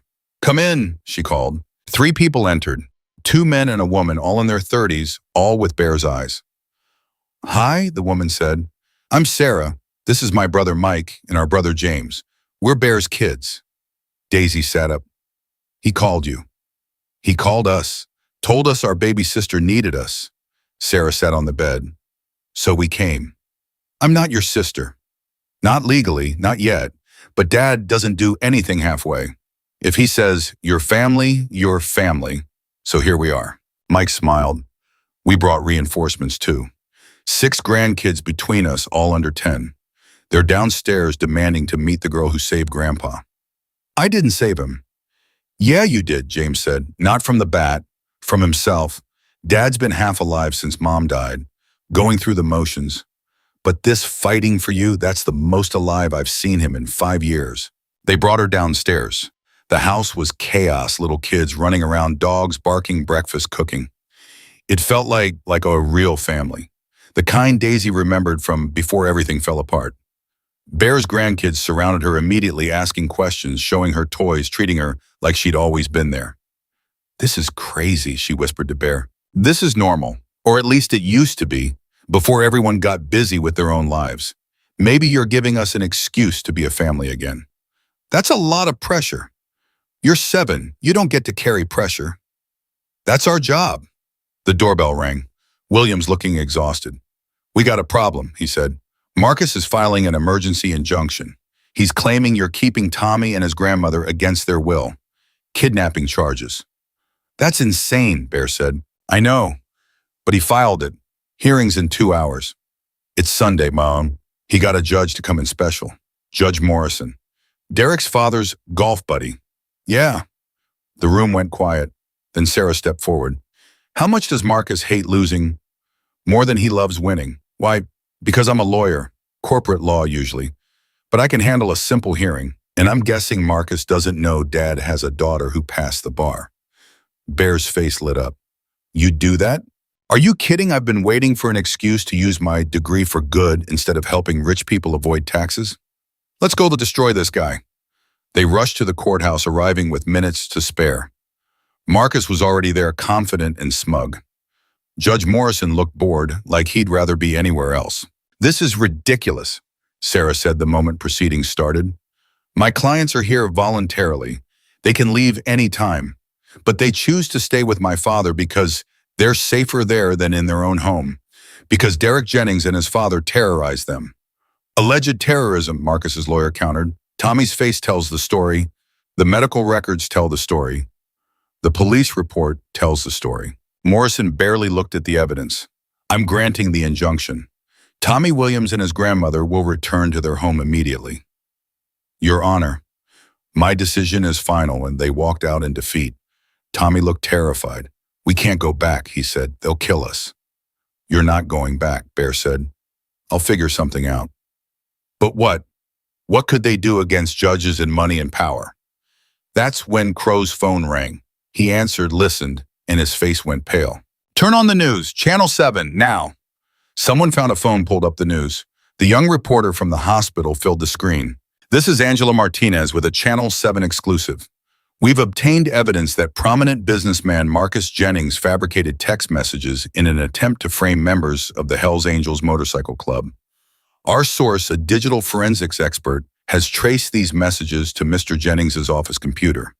This fabrication was submitted as evidence in a child custody case involving Mr. Jennings' son, who is facing assault charges for attacking a 7-year-old girl on Christmas Eve. The screen filled with screenshots, the fake text, the IP trace, everything.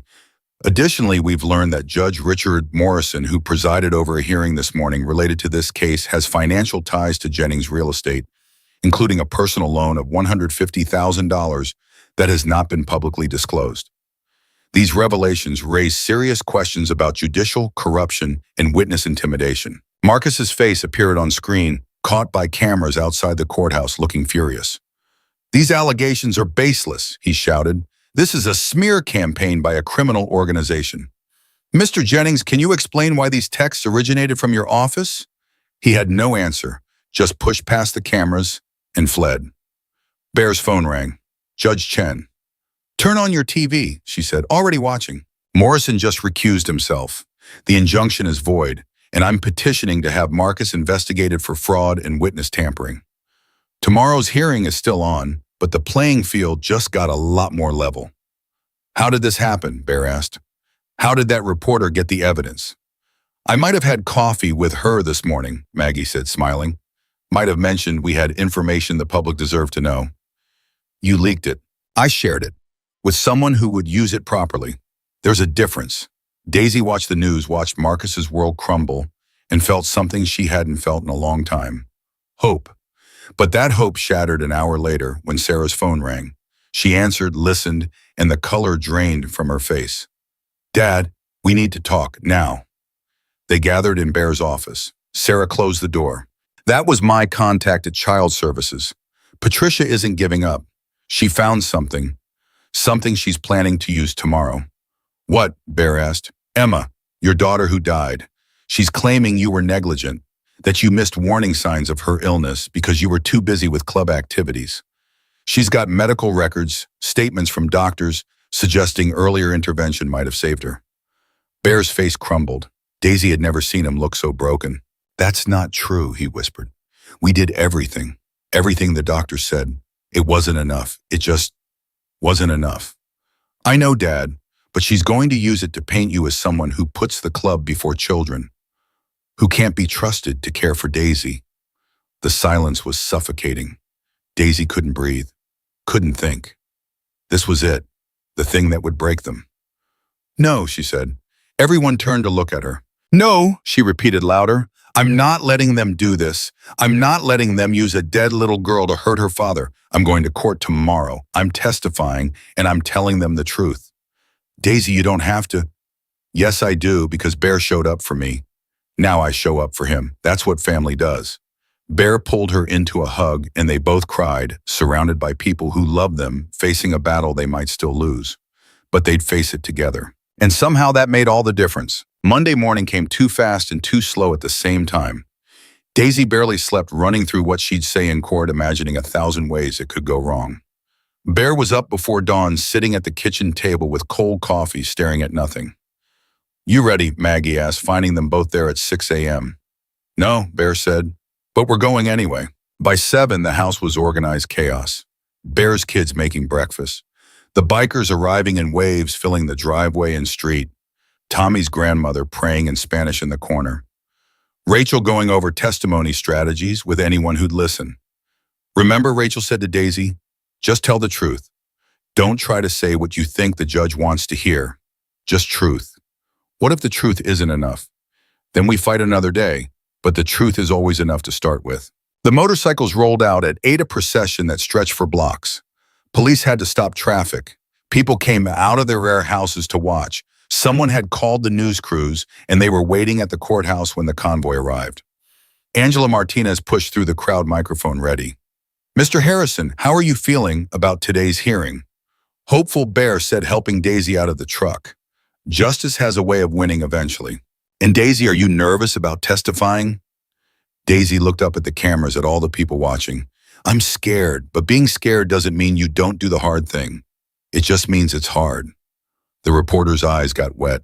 Good luck in there. The courtroom was packed.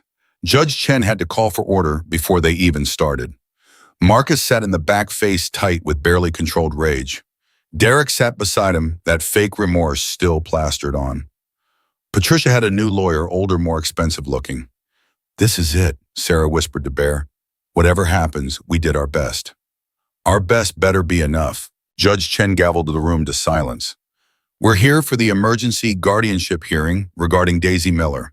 The state is opposing Mr. Harrison's petition for custody. Ms. Holbrook, call your first witness. Patricia stood. Your Honor, I call Dr. Raymond Fisher. An older man took the stand, white coat, even in court. He looked uncomfortable. Dr. Fisher, you treated Emma Harrison, Mr. Harrison's daughter, before her death. Is that correct? Yes. Can you tell the court about Emma's case? She had acute lymphoblastic leukemia. We diagnosed her at age 6. She underwent treatment for 2 years before passing away. And in your medical opinion, could earlier intervention have saved her life? The doctor hesitated. Possibly. The earlier we catch these cases, the better the outcomes. But just yes or no, doctor. Could earlier intervention have helped? Yes, but you need to understand the context. Thank you. No further questions. Sarah jumped up. I have questions. Dr. Fisher, when did the Harrison family first bring Emma to you? Within 48 hours of her first symptoms, fever, bruising, they were very attentive. And did they follow all treatment protocols? Yes, they never missed an appointment. Mr. Harrison was at every single treatment session. Everyone.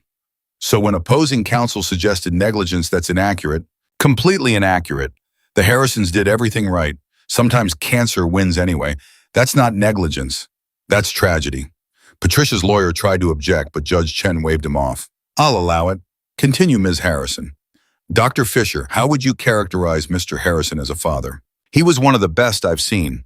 He held his daughter through every treatment, slept in hospital chairs for weeks, learned medical terminology so he could understand her care. When she died, part of him died too. But the part that survived, that's pure love, pure dedication. If I had to choose someone to care for a child, he'd be at the top of my list. The courtroom was silent. Even Patricia looked shaken. Thank you, doctor. Nothing further. Patricia recovered quickly. Your Honor, I call Thomas Williams. Tommy limped to the stand, his bruised face a roadmap of Derek's violence. He was sworn in, sat carefully. Mr. Williams, you gave a statement implicating Derek Jennings in assault. Is that correct? Yes. And you're currently staying with Mr. Harrison. He's housing you and your grandmother. He's protecting us or influencing you, coaching your testimony. Objection. Sarah was on her feet. Counsel is badgering the witness. Sustained. Move on, counselor. Patricia smiled, cold and sharp. Mr. Williams, isn't it true that the Hells Angels offered you money to testify against Derek? Tommy's eyes went wide. What? No. We have evidence suggesting otherwise. Bank records showing a deposit of $5,000 into your grandmother's account 3 days ago. The courtroom erupted. Bear looked shocked. Daisy felt her stomach drop. Judge Chen gavelled for order. Mr. Harrison, I don't know anything about that, Bear said. I swear. Your Honor, Crow stood up from the gal room. I made that deposit, but not as a bribe. Tommy's grandmother lost her job because of this mess. Derek's father got her fired from the nursing home where she worked. We gave her money so she could pay rent, so she wouldn't be homeless for doing the right thing. Can you prove that's the reason? Patricia demanded. I got the termination letter right here, dated 2 days ago, fired for creating a hostile work environment, which is code for your grandson testified against my friend's kid. Marcus Jennings owns that nursing home. Check the records. Sarah grabbed the letter, submitted it as evidence. Judge Chen read it, her face darkening. Ms. Holbrook, this looks more like witness protection than bribery.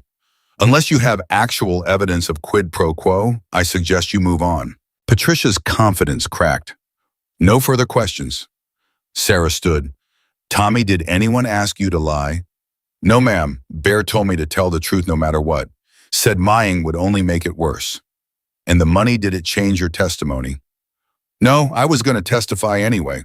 The money just meant my grandma could eat while we did the right thing. Thank you. Nothing further. Patricia called two more witnesses trying to paint Bear as unstable, dangerous, unfit. But each time Sarah dismantled the arguments. Character witnesses lined up Bear's kids, his business partners, parents of kids from the motorcycle program. Then Patricia stood. Your Honor, I called Derek Jennings. Derek took the stand again, same contrite expression. But this time something was different. His hands shook. His eyes kept darting to the door. Mr. Jennings, tell us about your relationship with the Hells Angels. I don't have one. They terrify me. Have they threatened you?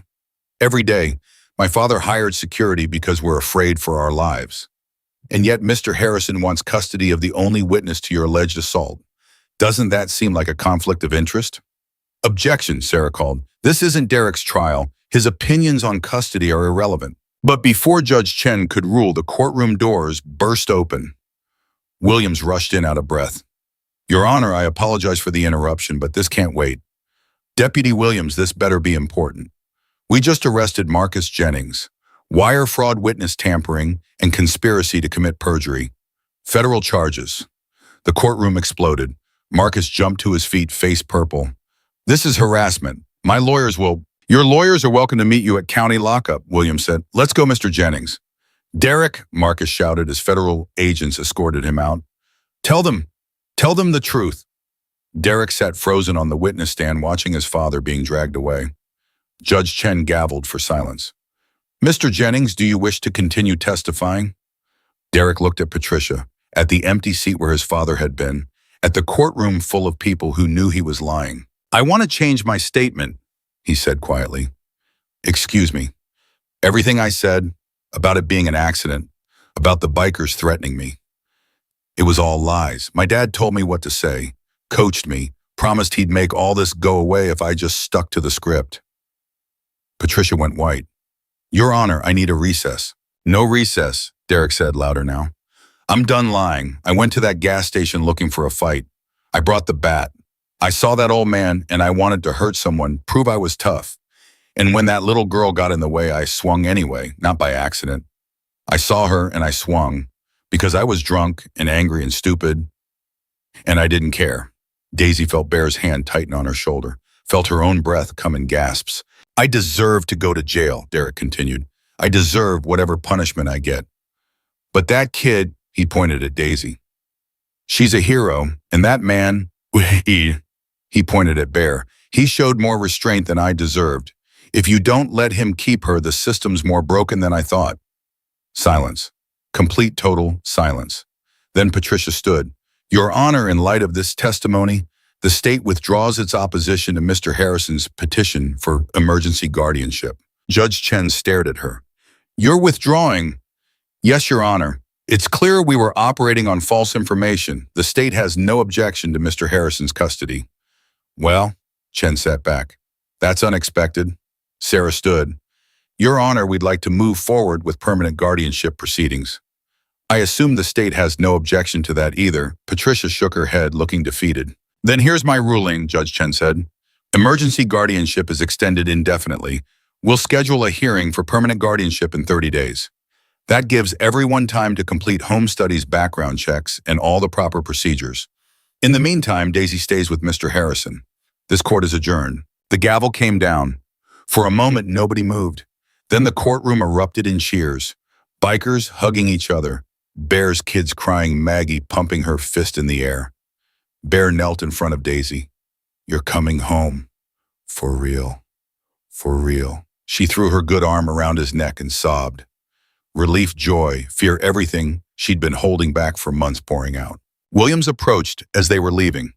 Derek's being charged, assault making, false statements, obstruction. He's looking at real time. Good eyes, Bear said. What about Marcus? Federal charges stick. Wire fraud alone is 10 years minimum, plus witness tampering conspiracy. He's done. And Tommy's grandmother. Already talked to the nursing home. New management's reviewing her termination. She'll have her job back by end of week. Outside, the bikers were celebrating. Someone had brought champagne. Someone else had fireworks, apparently not caring that it was 10 in the morning. Angela Martinez caught up with them on the courthouse steps. Daisy, can I ask you one question? Daisy nodded, exhausted but willing. What would you say to other kids out there who feel alone, who think nobody cares? Daisy thought about the vending machine, about Mr. Buttons, about the cold and the fear and the months of being invisible. I'd say that family isn't just blood. It's who shows up, who fights for you, who stays when things get hard. And sometimes your family finds you in the weirdest places, like a gas station or a hospital parking lot or a courthouse on a Monday morning. You just have to be brave enough to let them in. The reporter wiped her eyes. Thank you. And Mr. Harrison, what's next for you two? Bear smiled. Pancakes, then home, then we start being a family. They drove home in a caravan of motorcycles, horns, honking people cheering from sidewalks. Back at the farmhouse, someone had put up a banner, "Welcome home, Daisy." The house filled with people. Food appeared from nowhere, music played. Bear's grandkids dragged Daisy outside to play, treating her like she'd always been there. Inside, Bear found a quiet moment with his kids. "Thank you," he said, "all of you, for showing up." "Dad," Sarah said, "you taught us that family shows up, even when it's hard, especially when it's hard. Your mom would be proud. She'd be proud of you, taking in Daisy, fighting for her. That's the man she married." Mike wrapped an arm around his father's shoulders. "Emma would have loved her, would have wanted this." Bear's eyes filled. "You think so?" "I know so. Emma's whole thing was protecting the underdog. She would have dragged Daisy home herself if she could." Later, as the sun set and people started leaving, Daisy found Bear on the porch. He was holding something small and silver. "What's that?" she asked. "Emma's bracelet. She wore it every day until she got too sick." He turned it over in his hands. "I've been keeping it in my drawer. Couldn't look at it. But today I took it out, and I thought maybe if you wanted, you could have it." Daisy's breath caught. "Are you sure? Emma would want you to have it. She'd want you to know you're part of this family now, for real." He clasped it around Daisy's wrist. It was too big, hung loose, but Daisy didn't care. "I'll take care of it," she promised. "I know you will, just like I'm gonna take care of you." They sat in silence, watching the last of the bikers ride off into the sunset, engines rumbling their goodbyes. "Bear," Daisy said, "can I ask you something?" "Anything." "That night at the gas station, when I called you Santa, did you think I was crazy?" He laughed, warm and real. "A little, but also I got it. You needed to believe in something good, in someone who shows up and makes things better. And maybe that's what we all are, not Santa, just people who show up. The Hells Angels showed up, 600 strong, and they'll show up again anytime you need them. That's what family does." Maggie came out carrying hot chocolate. "Thought you two might be cold." "We're good," Bear said. "Better than good." She smiled. "Yeah, you are. And Daisy, the permanent hearing in 30 days. That's just a formality. You're already home." After she left, Daisy curled up against Bear's side, safe and warm, and watched the stars come out. "I used to make wishes on stars," she said. "When I was on the streets, used to wish for a home, a family, someone who wouldn't leave. Did it work? Better than I imagined. I wished for one person. I got 600. Bear kissed the top of her head. "And every single one of them would go to war for you." "I know. That's the crazy part. I know it now." They sat until the cold drove them inside. The house was quiet finally, just them and the memories of the best, worst week of their lives. Daisy went upstairs, looked at her room. Still plain, still empty. But tomorrow they'd paint it. Tomorrow they'd fill it with her things. Tomorrow they'd make it hers. But tonight it was already home. Bear tucked her in something nobody had done in months. He smoothed her hair, checked her sling, made sure Mr. Buttons was within reach. "Sleep good, kiddo. Big day tomorrow." "What's tomorrow?" "First day of the rest of your life. We got school to register you for, doctor appointments to schedule, a whole life to build." "Sounds exhausting." "It is, but we'll do it together. Promise, promise, cross my heart." He made the X over his chest again, just like at the gas station. And this time Daisy believed him. After he left, she lay in the dark, feeling the weight of Emma's bracelet on her wrist, the warmth of the house around her, the safety of walls and locks and people who cared. She thought about her mama, hoped she could see this somehow. hoped she knew Daisy was okay, that she'd found her angels after all. And they did wear leather. They did ride motorcycles. They did have rough voices and rougher histories, but they showed up when it mattered. They fought when fighting was needed.